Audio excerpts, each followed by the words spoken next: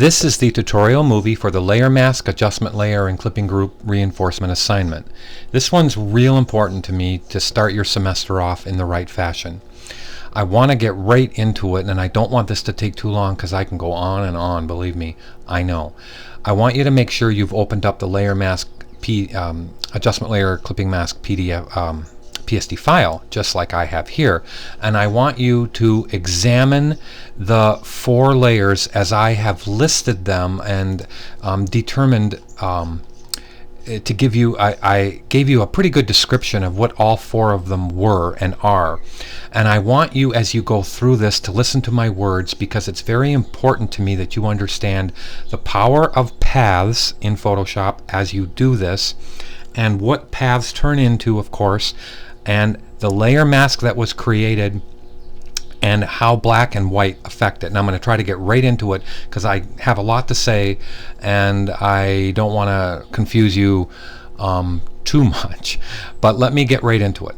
I'm obviously have this at my beck and call at my side here, so what I'm going to do is bypass the path page. I want you to read those 4 things that I just had on the screen, because I want you to understand what the adjustment layer is. I want you to understand what the adjustment layer is and why I've clipped it. So as I go through the adjustment layer, as I go through this new layer with the blue on it, as I go through the layer mask for the copy of the original layer, please watch it a couple of times if you have to.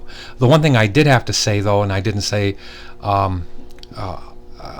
this is the second time I've attempted this movie, but the first thing is I want you to go to my website. If you don't feel comfortable drawing paths yet, I want you to go to the website and I want you to go into my tutorial page, and I want you to go and do the path assignment under Photoshop right here. I want you to do that one. Should you need more care and character, should you need more practice and more care and character to your pen control. Okay, fine. Now, in doing that, you can turn that in for extra credit. It's real important to me that you understand how to draw paths in Photoshop, so I'm going to start you off on this assignment drawing paths and a couple of the correct things to do to get you to that point. But let's bypass this page and get right into this page where you have number 1. First, I want you to open this file, of course, and save as, which I've already done. I want you to create a new layer folder, and I'll keep this open on my screen, but I'm going to click over here and I'm going to read it off to my side over here, and let me just get to it. To not get rid of my layers, and you don't even have to turn them off. Just make a new layer folder, select up to the adjustment layer, which is the highest layer on the page, and make a new layer folder and call it Brian's folder. Now, in doing so, you can just click and shift click on the 3 layers that are there that are mine and put them into Brian's folder and then turn it off. So you're back to your original image. Now, what I want you to do, and let me compress this, toggle it up. Now, what I want to do is grab this original image. On number 2, I say make a copy of it. So I'm just going to have it be the copy. So I'll option click in there, and then I will come back and just make it be the copy. Now, this is where you draw. So turn off the original image. I tell you to turn it off and put your new copy layer on 50% opacity so that you can draw and still see. I'll go a little bit lower than 50%. I ask you, and I'm going to put it on screen, before you draw, please make sure that you have selected the exclude path icon that I'm highlighting right there. Select it before you start drawing, or this is going to happen at the bottom. When you go to put 2 paths together, if you forgot, you can always fix it. But if you forgot, instead of this being dark on the inside where the windows are, it'll be light on the inside. If you left your icon on add, and then you go to put all 3 of these paths together, these 2 windows won't even be part of the selection because they're all add icons. When you made them, you were selected on the add path, okay, icon. In order to fix that, you can fix that simply by getting the pen tool and holding Command and Option and click on each one of these paths, and then just go click the fourth icon and you can change it back into what you need to change it into. Let me make a point here. Let me go up to here, really turn this off here, and let's say, for the sake of saying, that these two paths were incorrect right here. That these two paths, when you made, in fact, I'll do it real fast and I'll turn them back. Let's pretend that this path, I have I'm in the pen, I'm holding Command Option, and I click on the first one and I shift click on the second one. Now let's pretend that they're add. So I'm going to click over to the add icon. Now I'm going to make a selection of this bottom path. Watch how these two tail lights on the left, let me put them on the screen. Watch how these two tail lights will show up. Watch how these two won't. So I'll Command click it. Where did they go? Well, the fact is they're still there, but they have the wrong property attached to them. These were correctly created with the Exclude icon selected. So what do you have to do? Click and shift click the incorrect path. Just click on the Exclude icon. Then when you go to make it into a selection, everything will show up. Okay? Now let me deselect and go back to starting this assignment again. So now, you please draw on step 3. It says draw every path as I did. So I want you on step 3, let me make this smaller, draw every path as I did. I want you to study mine. I want you to study how many points are in mine. You don't have to have exactly the same number of points, but I want you to do that. And then for the last path, I want you to copy the outer sheet metal and then paste every one inside of it for practice. It's not that I don't think you can do it. I want you to practice it. I don't want you to make them all on the same path, because there are times when you're going to want to isolate out all of these shapes. Let me go a little bit less on my opacity. Now, I'm going to make a point here. I'm going to click on the outer sheet metal path and I'm going to hold Command Option and highlight it. Okay? Look at all of these points that I have. Hopefully I don't have any extraneous points that aren't needed because I needed to make a curve with 10 points. Look at how gentle and beautiful this curve is. Look at how around the windows, if I click on the window path and I click on this path, look at how it only needs to have the same number of points that are necessary to clean up the geometry. So please, 1 point here, 1 point there, I don't care if you have more or less. 15 points, yes. There's no need to make this window with 90 points. Just make the window with the least number of points that you have to make it with to keep the geometry pretty. Now, please use mine and match mine. Do the sheet metal one, and then you do the next one, and then you do the next one, which are the windows and the tail light left, tail light right, then the side light right here that I have selected, then the mirror, the door latch, and everything else. But please make sure the Exclude icon is selected. Okay. Now, in order to make them all into one path, just duplicate the sheet metal path, which I'll do right now. So I now have a second one, which I'll get rid of in a minute. Click up to the first one. I'll actually make the window part of it. I'll do it right now in the window. Whoops, I didn't want to do that. I'm going to select the windows, and I'm going to use the Path Selection tool to marquee this, and I'm going to hit Command C. I'm going to copy from the window one and click back down to your combined one. That's eventually going to be your combined one, and I'm just going to hit Command V. Now, look at how I have all of these two, all three of these are now together. The outer sheet metal with the inner windows. And I'm looking at the path here, and I'm making sure that it's black or gray or dark on the outside, and that inside the windows, which are not supposed to be part of the sheet metal, it's dark, not the mistake that I made right here. And I even gave you a really good indication of the mistake and how to fix it right there. So let's go back up to number 3. You finish all the paths. Make sure you're on the Exclude icon, and now let's go ahead to number 4 and make the layer mask. So I'm going to Command click my combined sheet metal. Let me click away from that and throw that one away actually. And now with you selected on this, let's turn on all the actually let's leave off this one for now. Let's just click the layer mask icon. Now I better turn this one back up to 100% so you can see it. Now you can see how I've isolated out all the sheet metal. I've done exactly what it says. Now, I didn't put this in the PDF file, but if you want to, I'm going to actually click over to the layer mask, and I'm going to option click on it to isolate it out. Now I'm going to do something real fast here, and I'm going to use the pen tool, and I'm going to paint at 50% with black, and I want you to see how I could actually alter this layer mask. Now look what I've done here. I've painted on the layer mask right there. You can paint on channel masks and you can paint on layer masks. But watch when I actually click back or option click back on it. Look what it did to my sheet metal. Obviously I didn't want to do that, so I'm going to Command Z back. But I want you to know that you have the power to clean things up. Now let's pretend, for the sake of saying, that the door latch was part of the sheet metal, and you say to yourself, whoops, I shouldn't have painted that door latch. All you have to do is option click on it, hit the X key to toggle the paintbrush, and paint white over the door latch, and now if you option click back on it, there's your original door latch, which isn't part of the regular sheet metal. It's actually part of, I did make a slight mistake on it, and I should show you that. I'm going to make the brush smaller right here.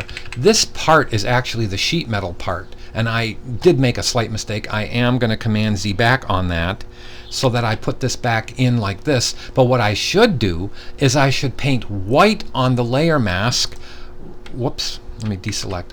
I should paint white back on the layer mask exactly where that part is right there. So let me option click back on it, and let's paint white on the layer mask right like this. And now let me make my brush smaller and toggle X and come in and clean that up right on that edge manually, just like this. And now I've actually done a good job in actually I didn't. I have to come in like this, okay, and now come back like this, okay, and now come up like that. Good. And now let's fill that up. Don't go over your line, Mr. Sorial. And let's now fill all of this up with black.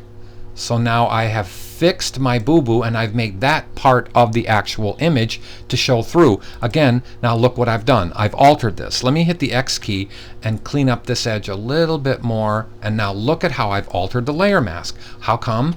Black eliminates, white retains. So let me option click back on the mask. I bet you didn't know it could do that you could isolate out the mask. And now let's finish this assignment really fast. Kind of fast. But let me turn on the outer image, so now we do it. Now let's just add a new layer to this and clip it. So we add a new layer, we name it New Color. This won't take long. New Color. Now I want you to change the color picker to this blue at 1, 4, and 152. And I say that in the last page on step 5. I tell you, please, on step 5 to go 1, 4, and 152. And I want you to see that in choosing that color, I'm going to circle something in the color picker, and that's an out of gamut warning, showing me that if I were to print this blue in CMYK, it wouldn't print. And that's what gamut means. If I were to move this color picker to a place where this caution flag won't show up, then that color is printable. And that's what gamut means. Gamut means you're either in gamut or out of gamut. Out of gamut, those colors are only accessible or possible through RGB. Okay, if you understand it. In gamut, you can get them both through RGB and through CMYK. So let me say okay. Now, I'm going to just go option delete and fill up the whole canvas with that blue. Now, if I simply put it on my mode of color overlay, then everything gets blue. All the layers below get blue. So I have to clip the adjustment layer to the original image copy. By option clicking between them, I've done that. And that's what I want you to understand what a clipping path is. Technically, what is the clipping path looking at? Answer: if I option click back on this mask, it's looking at the edge of the black as to show what is active or what is visible in whatever layer you've clipped. Okay, so there are other things I'm going to show you as tricks this semester, but I want you to see that this blue is only visible where the white is on the canvas. Where black is, black eliminates, remember, you don't see it. So let me option click back on it. Now, to finish this assignment, you make a new adjustment layer and you have it go to positive 126. So let me make an adjustment layer of hue and saturation, make it go to a positive 126 on the hue, and let's close the adjustment. And now The reason why it looks like this is because I haven't clipped the adjustment layer. Right now the adjustment layer is affecting everything in the picture. I don't want it to. I want it to use the mask of the original layer copy in order to show only where I have altered the red. Okay, so right now it's not only altering where the blue is and changing the blue to red, but it's altering every other color in there. It's why the taillights are green.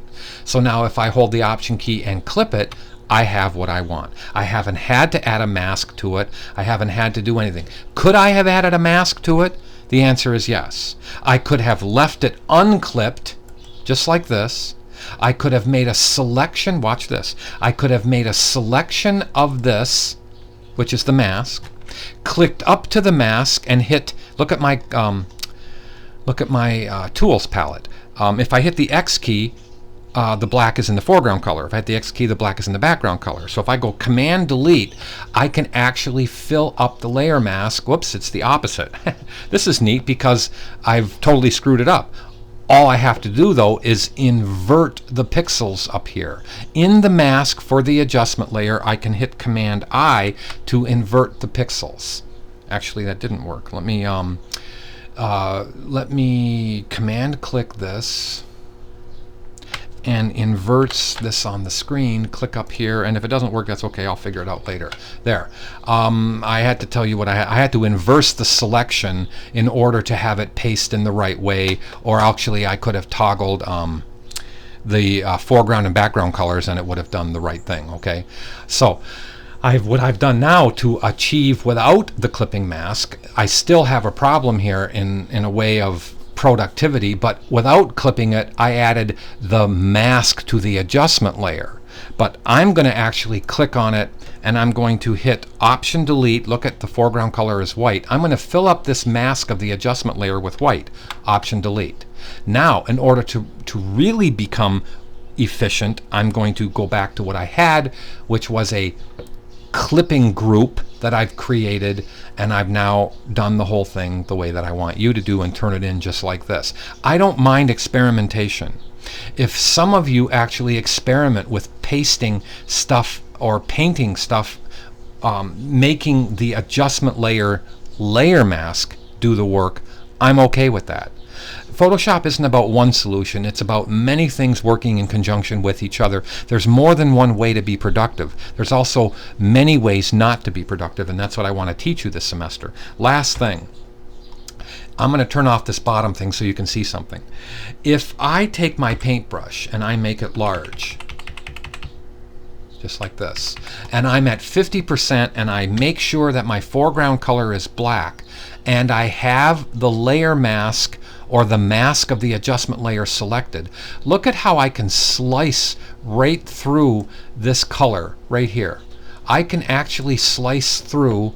Let me see what it's, why isn't it doing? Oh, Brian, duh. I have a selection active. Let me deselect the selection. If I go like this, do you see how I can actually cut a hole in the adjustment? Can't believe I have the selection active, but you're going to do that all the time on screen. You'll have a selection active and you won't realize it and you'll go, oh darn, and then you'll deselect. But this is important, and I'm going to Command Z back. What have I done right here? I have painted black on the mask of an adjustment layer, which technically cuts that part of the adjustment out. Now, how would I fix this? What if I Command Z'd and it didn't work? What if I had this on the file and it didn't work? All I would have to do is fill up this with white and everything would go away. It would all go back to its normal adjustment. So right now the foreground color is black, the background color is white. If I go Command Delete and fill that up with white, I've now got this back to where I need to be. But you can get some really cool looking effects. Look at how beautiful that is. You can get some real, it almost looks like psychedelic. You can get some good effects by understanding how to deal with masks, where to paint black. Let me Command Z that back, and then I'll have it back. This is how I want you to turn in the file. But please experiment with me, okay? And I'm going to get close. I'm going to see how good your paths actually turned out. So this is about you drawing correctly, you making a layer mask correctly on the original image copy, you clipping the new color to the original image copy, you making an adjustment layer. If any of you want to experiment with doing something on the adjustment layers mask, I'm all for that. I think that would be cool. I'll ask you what you did, and I hope you can tell me, and then we'll work on it together. But it's time to end this. I hope you enjoyed it, and I want to go on to the next project. Thanks.